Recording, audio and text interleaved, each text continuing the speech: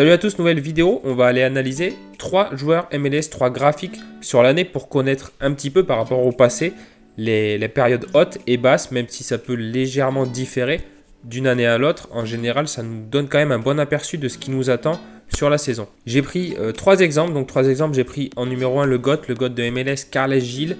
C'est le meilleur L40, donc c'est vraiment pour avoir une bonne base par rapport à ça. Et après, j'ai choisi 2 joueurs vraiment random au hasard pour voir un petit peu les moves, s'ils sont différents ou pas. Et je vais essayer d'expliquer chaque mouvement de l'année pour savoir pourquoi ça a bougé dans tel ou tel sens. C'est parti. On commence donc par le GOAT, c'est Carles Gil, c'est le meilleur L40 de MLS. Sur la période entourée, dans le carré rouge, ça représente 1 an. Après, je voulais montrer vraiment l'ensemble pour qu'on prenne conscience de l'arrivée des nouveaux managers. Janvier 2020, il y avait 490 managers actifs, donc il y avait au moins une carte. Janvier 2021, 3110. Et en septembre de la même année, on était 33 000. Donc ça fait un x10 en 9 mois. 2 mois plus tard, 63 000. Donc en 2 mois, on a pris x2 quasiment niveau manager. Aujourd'hui, à titre de comparaison, on a 163 000. Donc on peut voir qu'il y a vraiment une grosse évolution du nombre de managers. Les moves, ils peuvent évoluer différemment suivant les saisons, suivant l'année. Avec aussi, comme je viens de vous le dire, l'arrivée de nouveaux managers. Sachant que cette année, il y a la Coupe du Monde. Et petite précision aussi, les limited sont arrivés mi-août 2021 parce qu'on va voir tout à l'heure qu'il y a eu quand même une petite hype quand elles sont arrivées. Donc l'année dernière, on était sur le plus bas de la saison. C'était vraiment la période basse qui a duré jusqu'à début décembre à peu près. Peu de ventes. Bon, après, il y a moins d'offres en général. Les gens, ils veulent pas vendre trop bas ni acheter trop haut. Donc c'est intéressant d'acheter dans cette période-là quand une bonne offre sort. Mais il n'y en a pas non plus énormément. Et plus on va avancer dans l'année, plus on va vers la fin de l'année, moins il va y en avoir. Ensuite, on voit une montée des prix, donc c'est au fur et à mesure de l'approche de la nouvelle saison, forcément, jusqu'à atteindre un pic en février, début mars. Après, il se peut qu'un joueur qui ne soit pas titulaire ou blessé, il connaisse une chute de prix assez tôt lors de son premier DNP. Je vous montrerai un petit exemple à la fin de la vidéo.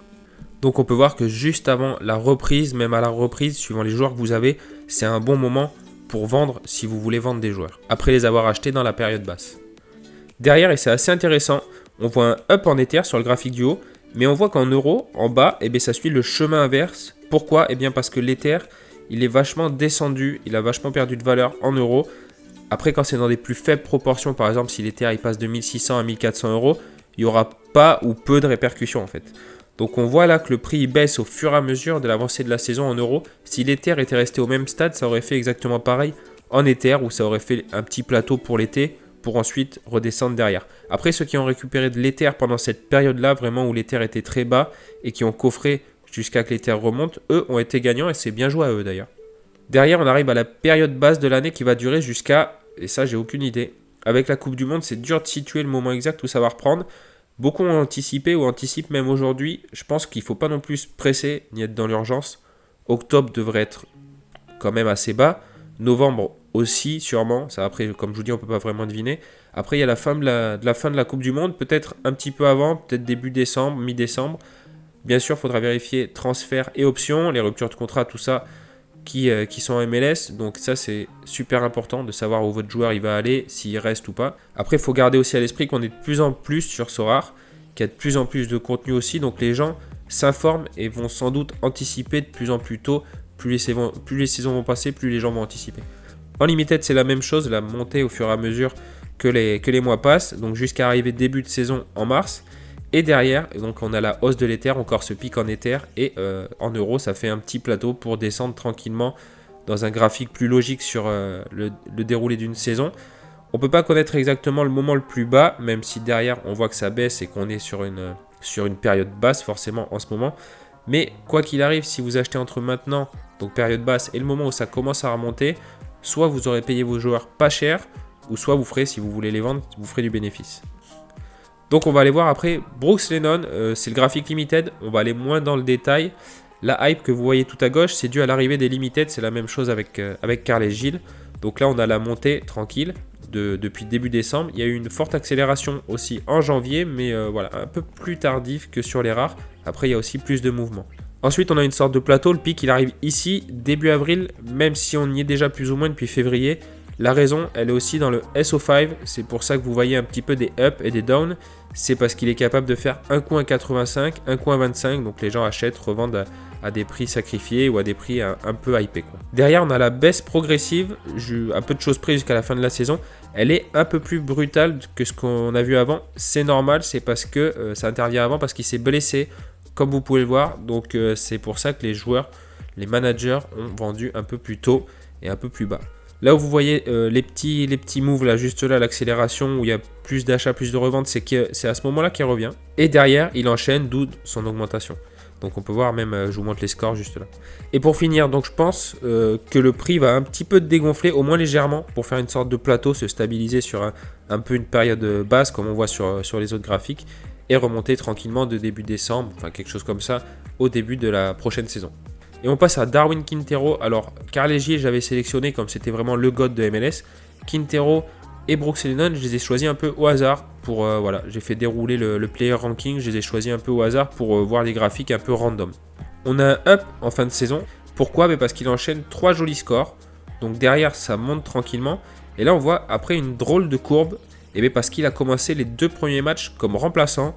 Donc c'est pour ça qu'il y a un gros up, vous voyez juste avant le début de saison, un gros down. Et derrière, ça remonte. Pourquoi? Et parce qu'il a retrouvé une place de titulaire. Et derrière, donc, on a à peu près le même schéma, plus ou moins. Il est un peu différent que les autres. Cette fois, on a en Ether une sorte de plateau. Par contre, en euros, ça baisse vachement à partir de mai. Pourquoi? Mais parce qu'à partir de mai, il est plus titulaire indiscutable. Il y a quelques problèmes avec le coach. Donc, du coup, son prix baisse vachement. En Ether, il n'y a pas d'énorme up. Comme vous voyez, ça fait un plateau du coup. Par rapport à ça comble pas, ça s'ajuste pas à la perte de l'euro. Donc, c'est pour ça que plus ou moins, on peut considérer que le prix est en baisse par rapport à l'Ether. Donc après, derrière, ça redescend tranquillement pour atteindre la fin de saison, une période basse. Et on peut voir qu'il y a un léger up en fin de saison. On peut voir que d'ailleurs, je l'ai acheté à ce moment-là. Pourquoi? Mais parce que le coach a été démis de ses fonctions. Donc ils ont mis un coach en intérim, il me semble, pour assurer la place en attendant la saison prochaine. Du coup, il reprend sa place des titulaires et c'est pour ça que vous avez vu des prix qui se sont un petit peu envolés. Alors je vous montre aussi, je voulais vous montrer, comme je vous ai dit en début de vidéo, le cas de Gadi Kinda. Donc c'est un joueur qui a été blessé avant le début de saison, donc qui n'a pas joué du tout de la saison. Et on peut voir qu'au niveau de son price graph, donc on a un gros up, que ce soit en limited, donc on est au 23 février pour les limited. Pour les rares, ça doit être pareil à peu près. On est juste là, voilà, 20 février. Et ça descend automatiquement entre le 28 mars, tac, et le 22 avril, parce que là, à partir de là, il me semble qu'un mois plus tard, parce que le début de MLS c'était fin février, un mois plus tard, on a connu la gravité de sa blessure. On savait que ça allait prendre quelques mois, donc c'est pour ça que ça a vachement baissé assez tôt pour se retrouver vraiment au plus bas en début mai, donc au début de saison. Donc dans ce cas-là, vous voyez que voilà, par rapport à... Ouais, c'est ça, c'est début mai également, c'est vraiment les mêmes dates. Donc dans ce cas-là, on peut voir qu'un joueur qui est blessé, forcément la courbe va baisser beaucoup plus tôt et ça ne remontera pas. Ça remonte un petit peu là parce que je pense qu'il y a des infos par rapport au fait qu'il sera là la saison prochaine. Ça reste un joueur dans le 11 de Kansas qui est vachement important. Donc c'est pour ça qu'il y a un petit up. Je pense qu'après ça va se restabiliser, mais c'est vrai que pour un joueur qui faisait des petits scores pas mal en plus, il me semble, l'année dernière, parce que je l'avais pris, je l'avais revendu avant le début de saison.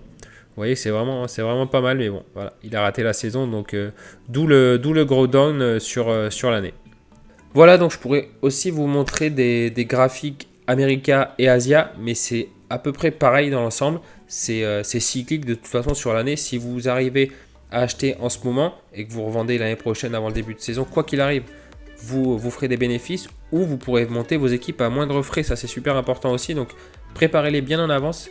Gardez à l'esprit que de toute façon, même si vous achetez pas au plus bas, si vous achetez dans une période basse, il y aura des périodes hautes, donc forcément vous ferez du bénéfice. Mais aller chercher vraiment au plus bas, c'est comme aller vendre au plus haut, ça arrive quasiment jamais.